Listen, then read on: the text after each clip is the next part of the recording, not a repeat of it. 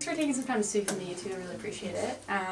I guess to start off with, George, tell me a little bit about your business and how you got into it and how long you've been doing real estate for. Okay, well this is my 15th year at Century 21. I started out with Jefferson's and Bob Jefferson. I came in, Judy Heckert was just leaving, who was kind of a famous agent here at the time, and I was taking back a videotape, to in video or whatever, it was like back in the day, and she's in line with me and she said, George, I'm going to be leaving to go to Nanaimo or wherever she was, to Vancouver Island, and I think you'd be great at real estate. And I was sort of, kind of in business, but kind of getting tired of it, of what I was doing, and so I said, yeah, you know what, I'll go talk to Bob, and basically 15 years later, I'm still here. Very good. So, and now my daughter, 2 years ago, she was my assistant, back, 2012, something like that. I think it was earlier than that. Even 2010 or 11, yeah. She would put our pictures and everything together and help with the write-ups and measure and the way we used to do it. And then she went on her own way, but I guess got into her blood somehow. Yeah. It was hard to not come back to it, just knowing that the opportunity was always there.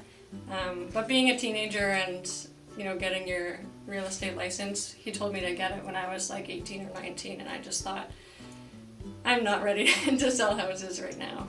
So it was good for me to go out on my own, and then also just to not do something because my dad was telling me to. I came back to HIT, and then I said to him, okay, I'm going to get my real estate license. And then he said, okay, good. But just making that decision for myself, I think, was important too. Absolutely. And so for you, what is it like having your daughter back in the office and now the both of you are a team? Well, now I can kind of just let her do all the work and ride on her coattails. Yeah, you get to sit back.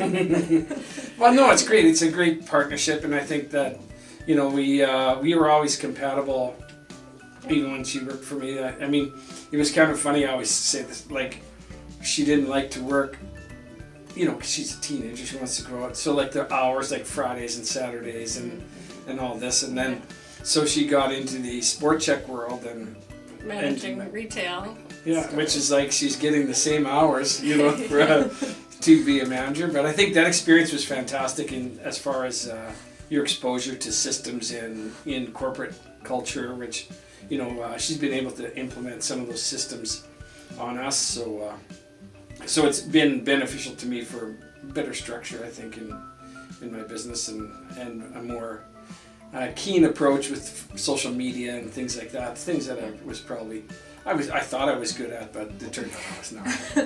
It turned out I wasn't either, so we hired someone to do that for us now, who's behind the camera. But it's all grown so much. But the one thing I will say about retail, the learning experience there is the customer service, which I didn't have before when I was working with my dad as an assistant.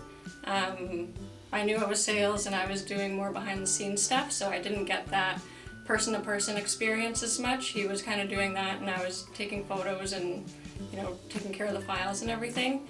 But once you start to get into retail and it's just all customer service, as much as it's still sales, it's customer service.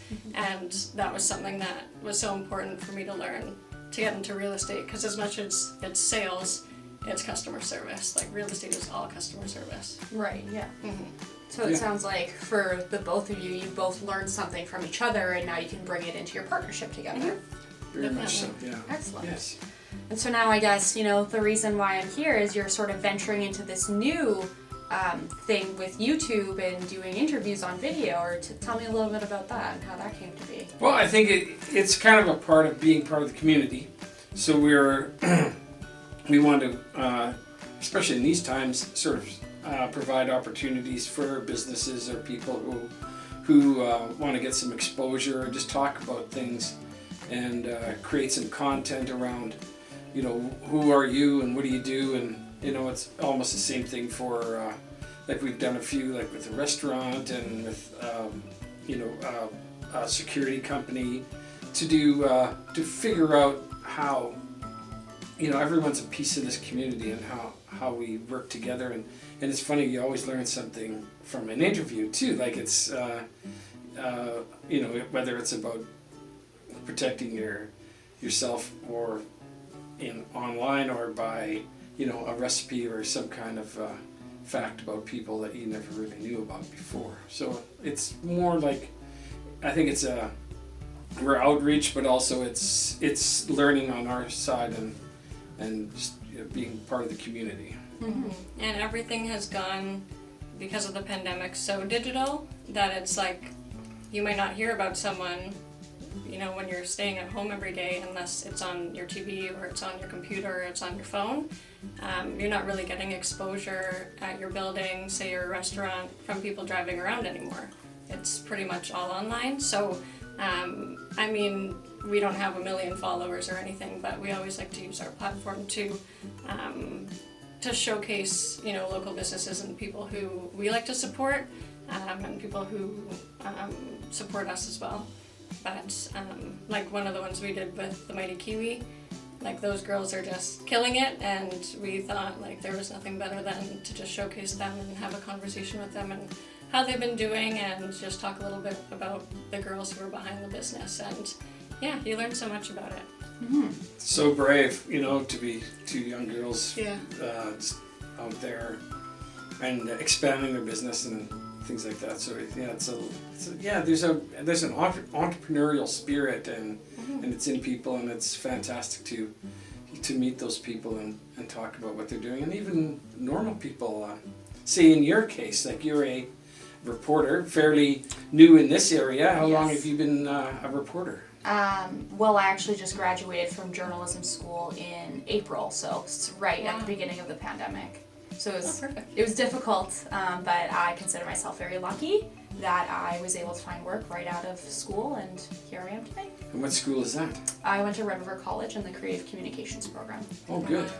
Yes. That's hard. It's a tough program, Yeah, yeah. that's a And really tough one. pandemic just exacerbated it a little bit. Yeah. But yes, like I said, I'm very lucky. So I spent the summer out in Steinbach working for the Carillon. And then I was offered a term position out here in Selkirk. So I've been here since September. And journalism is kind of under siege these days. Like, how do you feel about some of the challenges some of your compatriots have been facing, like in fake news and... Yeah, you know, I attended a conference in between my first and second year of school, and Jim Acosta was actually one of the keynote speakers, and so he was telling us about his tale of being barred from the White House and having his press pass revoked, and he said a line that really resonated with me, and it said, as journalists, we're no longer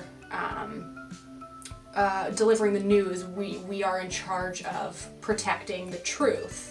And I believe that that's very true, because like you said, a lot of us are under siege, or the distrust in reporting is very large these days, and we have to work a lot harder to build that trust with folks, and it's made a difficult job for some earnest people who are vastly underpaid and overworked. Absolutely. Absolutely, yeah, and even like these things like Facebook and content, and say a journalist getting paid for the content when it's broadly distributed, you know, through social media or whatever. But there's no, like, I'm a free press subscriber, and you know, I listen to CBC, but I listen to a lot of channels, or watch a lot of channels. I'll watch Fox or, you know, CNN or all these, just to get that where I think they're coming from. And it's sometimes it's you know, it's awful. Like, I can't believe what people are saying, because it has no resemblance to what I believe is the truth. Mm-hmm. Yeah, and there's the same story, but it's being told in however many different ways, so you don't... It's hard for someone who only watches one news station or only reads one newspaper to get, you know, an opinion that's not biased if people are talking or writing with a bias. Right. And I actually had a conversation with somebody the other day, and we had said that social media is sort of turning groups of people into social media has become an echo chamber for a lot of folks because they're turning a blind eye to other perspectives and opinions, and they are only listening to those people that they agree with, and or they share those same values, and it's not always representative of the larger population. So, you know, you go on Twitter, for example, and you have a group of folks attacking one specific councillor or the mayor, and then when things don't go their way, when it actually comes down to City Hall and these meetings and these bylaws that are passed, they wonder why. And then you have to consider, well, it's because you're only a small representation of this large population, and that's how it is for cable news and social media as a whole. It's tough sometimes for people to open up their eyes and take off the horse blinders and look at things as a whole. It's like a tribalism, really. Like it's a scary thing. Like for me, I'm old now, so I mean, it's not. I don't know how this is going to play out in my lifetime, but when I think about, you know, younger people like the three girls in this room right now, you know, I wonder how the truth is going to be represented going forward, and how you know, how fairness and equality will resonate, you know, in the country and in the world.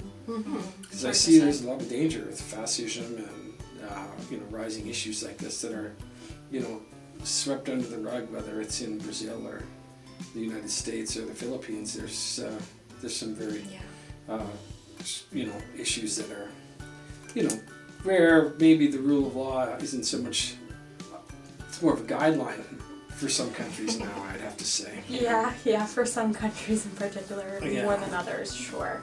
But that was interesting. You said sort of you yourselves are kind of doing a little bit of journalism in your own sense, that you're learning more about the community and the people who make it up for what it is. So what sort of things have you taken out of these interviews that you've conducted, and how do you put that into, let's say, your own business or your own personal lives? Yeah, well, you know, the strawberry lava colada, I guess, is probably what I've really taken out of the Mighty Kiwi interview. Maybe the, you know, those kind of things. I like the burrito. It's all vegetarian. How do they do that? It's like cheese. Almond cheese, apparently. Like, it's crazy. It's delicious. Yeah, it's really a revolution in food, you know, like for me. And I'll have to admit, like, I'm going off course here, but I went to, I was just hungry, you know, so I went to A&W and had like a plant-based burger, and I thought, it really doesn't matter what I eat right now because I'm just eating something. Do you know what I mean? But it was fine. It was, you know, from a farm boy from Petersfield, it's plant-based burgers, but I mean, Manitoba's just opened a huge pea processing plant, and that's all to do with that type of protein, and that's really the future, whether it's, you know, moving away from hydrocarbons and into electrical or sustainable energy, and it's the same with food sources. I guess we're trying to save the planet. We're not doing that here. I think for us it was just broadening what we did and just making sure that everything that we did in our business wasn't just about us. And I think that if we could help some people understand cybersecurity or what it's like to be a startup, or, you know, any other, like we had Lori Seawack here from RBC, and, you know, explaining what a mortgage is and the things that you should be saving for, you know, if you can't afford a house yet, but the right things to do to put you on the track to get there. And also, you know, some war stories, you know, from the, of course, which we enjoyed sharing too. Yeah, and so we're fairly new in the process, to be honest, but we're trying to do one a week and you know, find guests that you know, bring some light into the world, or the, you know, subjects that everybody's concerned with. Real estate is an indicator of the economy, and it's an indicator of stability, you know, and that's what we look at. If we can generate interest in our community, and Selkirk's really growing right now, and it's really probably it's never been as hot as it is right now, as far as like building and interest in whether it's development. And I think the council can take a lot of credit for that, but I have to, my sister's on council, so I shouldn't It was happening before then, but It's okay. My uncle's on council. So that's right. it's So fine. there we go. Yeah. So you know what I mean. But I'm pretty happy with, from the business side, how council and in general have promoted the city as open for business, and I think, and still, like with Dwayne Nickel, and the number one rule is that it has to be sustainable. Right. And I think that's very important, whether it's putting solar on the arena or adding trees and an inventory of our trees and preparing for climate events. I mean, that's all. It's a big circle that, you know, we have to square, so to say. Right. Mm-hmm. And so I guess what do you make of the hundreds of acres that the city bought, and that's going to be in development? So obviously you being in real estate, that I bet that excites you for the future. Yeah. Well, you know, and I always think that it's kind of sad in a way, because like private enterprise isn't driving it necessarily. So in that sense, but at the same time, I think it's a good deal for the city, and I think it's a good deal. Like, I think they bought at the right price, so I wasn't like, oh, they're wasting money buying this, because there's no question the future is there. Mm-hmm. And with the upgrades that they've done to the sewer treatment and water, we're poised for growth. We have the infrastructure availability for growth, so I think growth is a logical step, and it's in an area that's not, you know, it's not, we're not chopping down the park to, you know, to put up a high rise or something like that. We're moving into an area, and it makes sense there. Mm-hmm. It's inside the perimeter, and it's largely agricultural use land of, you know, very super low density. So yeah, great move on my thought. And many municipalities are in the same boat, and they're making moves on their own as well to stimulate their economies, whether it's St. Clements or St. Andrews with industrial parks and you know, rezoning and making things more accessible for growth. Mm-hmm. Mm-hmm. And I guess for those residents who maybe say that the small town feeling is going to be going away and we're gentrifying the area, what would you have to say to that? Well, I don't know. I think there's room for everybody. I think one of my biggest concerns is, you know, is affordable housing, and we've. I remember just prior to the election where the NDP were out, we had 3 proposals in for an affordable housing developments, 2 with Selkirk Friendship Center, and there was another private one on land, and we had put in applications, and there was quite a bit of work done, whether with architectural firms and things like that, to produce these buildings and allocate the land that we were going to do these all on, and of course the government changed and it was all, you know, gone. But so I think the problem is when you're in a 2 or 4 year political cycle, it's hard to get long-term projects accomplished, you know, that would be beneficial to the general or smaller population. Because I know if we can get people into affordable housing where they're building equity, that translates into bigger houses or you know, into growth in your family, and you know, so you need, you know, I need a 4-bedroom now instead of a 1-bedroom, and I need you know, that kind of progress happens, but it has to start somewhere for someone. Their first house, like when I bought my first house, it was $48,000 or something like that. I mean, I can't even buy a truck for that now, so you know what I mean? So, but you know, the people I talked to before that, they paid $2,500 for their house, you know, like in the 50s and 60s. So, I mean, the inflation in the market is a lot higher than the wage inflation. So, I mean, that I understand how tough it is for young people to get housing now. And I think like say a group like the Métis, if you could explain that, like what they've done. Yeah, so the Métis Federation, they started a first-time home purchase program. So anyone who's Métis, myself included, I take after him in the skin department with the Irish and whatever.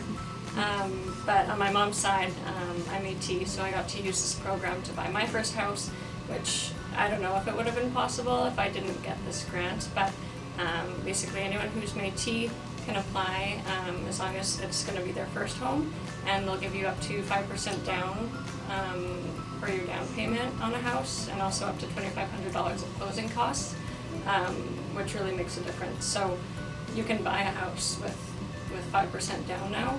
I don't know if you used to be able to, but so they can cover your entire down payment. And I've had some family members and other clients who have used it, but it's like, how do you save up 5% of $250,000 when your wages aren't even paying your rent and your bills and your car payments? Like, people my age and younger, I think, are in debt more than ever with school and vehicles and rent and just trying to live. So it's not everyone has money for a down payment. So a lot of people my age aren't able to buy a house. Like, we're not able to invest in something. We're renting.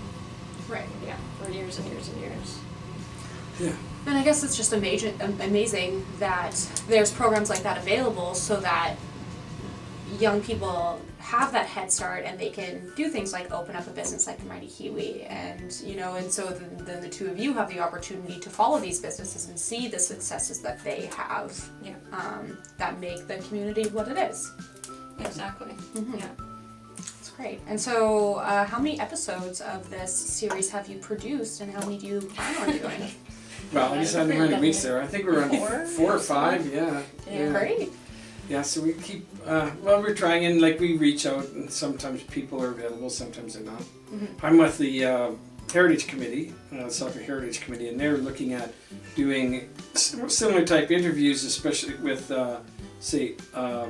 people who would remember Selkirk when it was earlier. Like these people we're running out of these people as time goes on. So they have interviews planned with senior citizens and developers in the community from past years and things like that to get a better, like a virtual museum where you can go and find out about things in the past. Mm-hmm. That's like all the mayors and there's a lot of interesting stories in Selkirk and, Mm-hmm. and in all the communities about some of the shenanigans and but also progress over time that that you don't really appreciate the level of quality in, say, a building like the bank building in the Benjamin Zone where the Kiwi is, and even the Merchants Hotel, and some of the architectural work that was done there and throughout the city, right? So, so yeah, I think the Heritage Committee works hard to to try and preserve at least the memory of things, and to take action where we can. We have some events planned for some virtual events, but also some sort of role-playing events with, representing historical characters and things like that. Apparently I'm going to be an actor. Oh, I don't know, I haven't got my part yet, but I think... God, that'll be fun. Probably Lord Selkirk. I want to go for a top billing, Of course, yeah. Not Paddler 3. Yes. That'll be Paddler Live. Well, and so I guess, you're talking about these interviews that are looking back on history, but you yourselves are sort of preserving history as it happens, and especially in 2021, we're right smack in the middle of the global pandemic. So how does it feel knowing that you're contributing a piece of that puzzle? You ever really thought of it like that? I don't think we've gotten too deep into thought. But we just, I don't know, like... I guess looking back would be an interesting series for sure if we can, I know that I'm on the board of Curl Manitoba, and, we were scheduled to have the provincial championship here this week, basically. This very week that we're meeting, and I was kind of planning on being in it and probably winning it without question, but I had to forego that. But so yeah, all the things we've given up, and all the things that have changed so much, and like working from home and 2 yardsticks apart kind of thing, and I think that when we look back, it's going to be a time of staying apart but coming together, I suppose, would be making sure that we're all pushing the ball the right way up the hill. And I'm excited to get a vaccine. And lucky I turned 60, so I moved into the maybe third or fourth level instead of being in my 50s, which is So there's only 200,000 people ahead of you instead of That's right. 600,000 like me. Yeah. But I'll be rolling up my sleeve and promoting that vaccination for everybody. I have a science degree, and I believe that their technology that they've done with this mRNA is a fantastic thing. I think that the whole science of vaccination was probably 25 years behind because there was never any money in vaccines for pharmaceutical companies, and I think it was only with the onset of SARS, the very first SARS that was in Toronto and China, where more money got put into a vaccine research into that, especially in that type of that corona type virus. So it was pretty lucky that, it's funny to say, but it's kind of lucky that SARS came along before COVID-19, because if not, it could have been 10 years of waiting for this vaccine instead of 2. So Yeah. on that point, but I'll take it. that's right. Yeah. So how everything's at the paper's pretty good. Have you? Yeah, I mean, like I said, I'm still fairly newbie, but my editor Caitlin, she knows all about it. She's been there since the beginning of everything. So if you have a chance to speak with her, she's amazing. But as far as it goes on my end, obviously it's a little bit tough that you don't do too many in-person interviews. But like you said, the concept of people being apart just makes them want to come together all the more, and so it's certainly interesting, and I wouldn't say exciting, but it's cool that people are so willing to speak to you about things, so much more so I find than maybe previously, because they're craving that connection that they don't have at the moment. So And I think people have had time to really crystallize their thoughts and actions a bit more.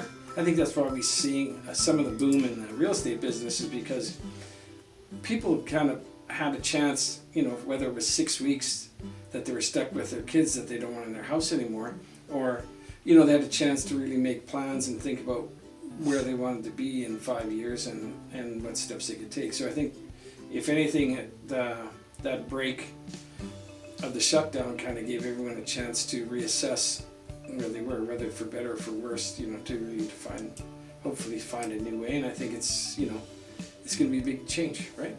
absolutely. Anyway, I appreciate you coming in to interview us, and Yes, thank you for having me.